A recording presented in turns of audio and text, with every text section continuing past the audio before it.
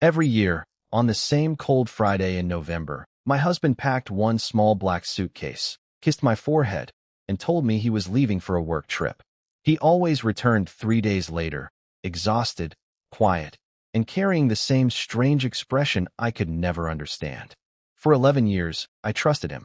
I never searched his bag. I never questioned the hotel receipts. I never asked why his company seemed to send him to the same city every year, always on the exact same weekend. But that year, something changed. He left his phone charging on the kitchen counter while he showered, and for the first time in 11 years, I saw the message that shattered everything I thought I knew about my marriage. There was no hotel reservation, no business meeting, just an address, a woman's name, and 4 words that made my hands go cold. She needs you here. Before we continue, if you believe that kindness, forgiveness, and second chances can change a person's life, please take a moment to like this story, share it with someone who needs hope, leave a comment, and subscribe to Kindness Speaks. Your support helps these emotional stories reach people who may need to hear them. My name is Claire, and for most of my marriage, I believed I knew my husband Daniel better than anyone. We had met when we were 24, back when neither of us had much money, but both of us had enormous dreams. Daniel had been working his way up in a small engineering company, while I was teaching at a neighborhood school. We rented a tiny apartment above a bakery, ate dinner at a scratched wooden table, and laughed about how someday we would have a house with a garden. We eventually did. We bought a modest 2-story home with white walls, a narrow backyard, and a maple tree Daniel planted the week we moved in. We had no luxurious vacations and no expensive cars, but we had Sunday breakfasts, birthday traditions, late-night conversations, and the comforting belief that our marriage was built on something stronger than money. The work trips began after Daniel received a promotion. At first, I was proud of him. His company had started sending him to a manufacturing facility several hours away to supervise an annual project. He would leave on Friday morning and return Sunday evening. I would tease him about his terrible hotel coffee, and he would promise to bring me a pastry from the little bakery near the station. It became an ordinary part of our lives. Every November, the suitcase came out of the closet. Every November, I waved goodbye at the door. Every November, he returned. But over the years, small things began to change. Daniel stopped bringing the pastry. He stopped telling me much about the trip. When I asked how work had gone, he usually answered that everything was fine. When I asked about the people he worked with, he gave vague answers. And when I asked why the project required the same weekend every year, he would smile and say that some corporate schedules were simply strange. I wanted to believe him because love makes you generous with explanations. It teaches you to fill empty spaces with trust instead of suspicion. And perhaps that was my mistake. The first real crack appeared in our 10th year of marriage. Daniel came home late Sunday night. His coat was wet from the rain. His face looked pale, and there was a small envelope sticking out of his suitcase. He quickly placed it inside a drawer before I could see it. I didn't ask. I told myself that married people deserved privacy. But that night, while he slept, I stared at the ceiling and wondered why my heart felt as though it had already discovered something my mind refused to accept. The following year, my mother became seriously ill. Daniel knew how difficult that period was for me. I spent weeks driving to the hospital, sitting beside her bed, and trying to remain strong. One evening, while I was exhausted and crying in the kitchen, Daniel reminded me that his annual work trip was approaching. I remember looking at him and feeling something I couldn't explain. I asked him if he really had to go. He said the company depended on him. So I nodded. The morning he left, I stood in the driveway watching his car disappear. I expected the familiar loneliness. Instead, I felt a strange certainty that this time, I couldn't simply wait for him to come home. That afternoon, while cleaning the kitchen, I found his phone on the counter. A notification appeared. I wasn't looking for it. I wasn't trying to invade his privacy. But the screen lit up with a message from a woman named Emily. Please don't forget what you promised. She will be waiting for you. My heart began pounding. I read it again. Then again.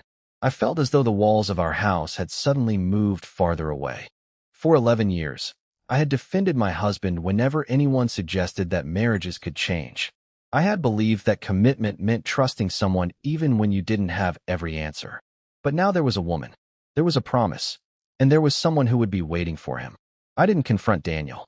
Instead, I opened the small notebook where I kept our household expenses. I found the address of his supposed hotel from an old receipt. Then I searched through a drawer where he kept travel documents. The address on his previous hotel receipt wasn't the same as the address he had given me that year. Something inside me broke. The next morning, I called a friend and told her I needed to borrow her car. I packed an overnight bag, left a note saying I had gone to help my mother, and followed Daniel. For the first hour, I felt ridiculous. For the second hour, I felt terrified. By the third hour, I realized I was no longer following a husband. I was following the truth. Daniel drove north toward a small town I had never heard him mention. He eventually turned onto a quiet road lined with old houses and bare trees. I stayed far enough behind that he wouldn't notice me.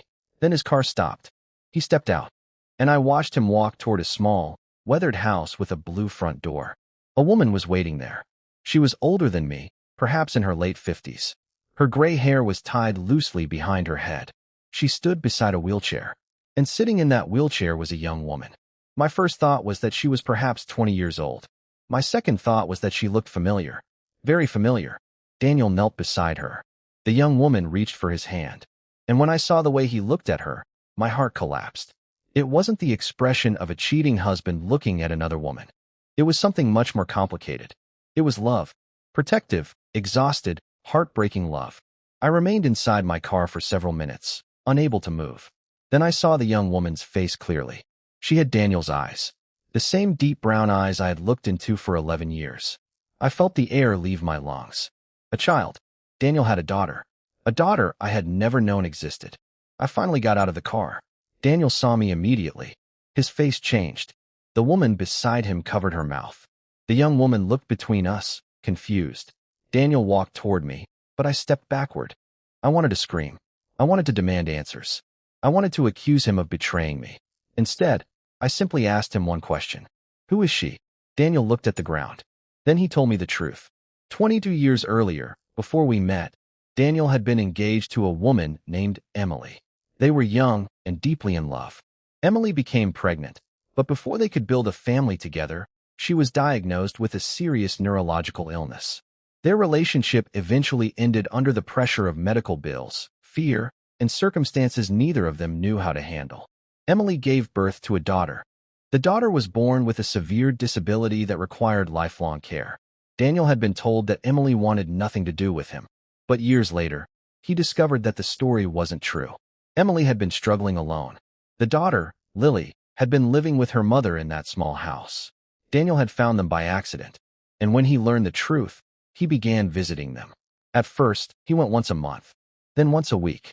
Eventually, he began visiting every November because Lily's condition had become more difficult, and November was the month when her health usually deteriorated. He had kept the secret from me because he was afraid. Afraid that I would leave him. Afraid that I would think he had betrayed me. Afraid that the truth would destroy the life we had built. But there was one more secret. Daniel wasn't Lily's biological father. He had never been certain. The only reason he had continued visiting was because Emily had told him that Lily had spent years believing he was her father. Daniel had chosen to be there anyway. He had become the father Lily needed, even without knowing whether they shared blood. That revelation changed everything. I looked at Lily. She was smiling at Daniel. Not because she understood the complicated history between the adults standing around her. She smiled because he had come. Because every November, he came. For 11 years, I had believed Daniel was leaving me. He had actually been keeping a promise to someone who had spent most of her life waiting for him. But there was still one question I couldn't escape. Why hadn't he told me? Daniel finally admitted that he had been ashamed. Not ashamed of Lily. Ashamed of the choices he had made when he was young. Ashamed that he had abandoned Emily before Lily was born. Ashamed that when he finally discovered the truth, he didn't know how to bring it into our marriage. He said he had intended to tell me many times. But every year, fear won. I cried that day. Not because Daniel had another family, but because he had carried something enormous alone for so long that he had forgotten how to trust the person who loved him most. I spent the night at a small hotel. I didn't speak to him. The next morning, I returned to the Blue Door house. Emily invited me inside. Lily was sitting near the window. There were photographs on the wall. Daniel helping Lily celebrate a birthday. Daniel fixing a broken cabinet. Daniel pushing her wheelchair through a park. Daniel reading beside her bed. Daniel cutting a birthday cake. 11 years of memories. 11 years of moments I had never seen. And suddenly I understood something. I had been angry because I thought my husband had been living another life.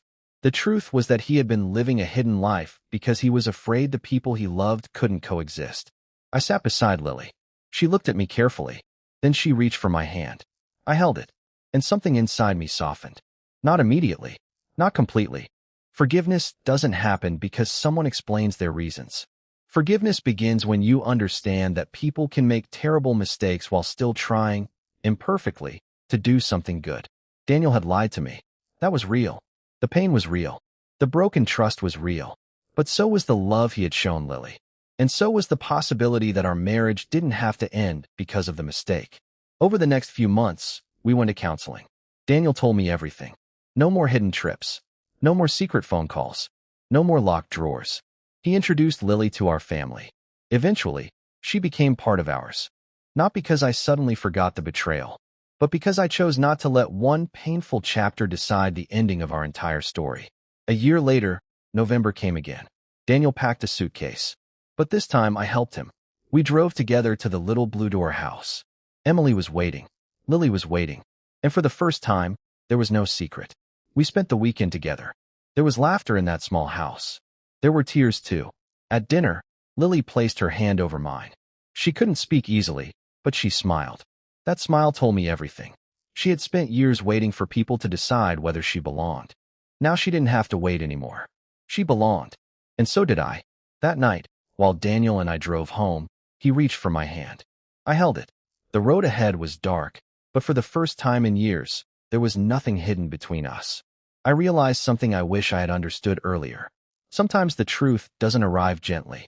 Sometimes it enters your life like a storm and destroys the version of your future you thought you knew. But after the storm, you may discover that the life waiting to be rebuilt is not necessarily worse. Sometimes it is deeper. Sometimes it is more honest.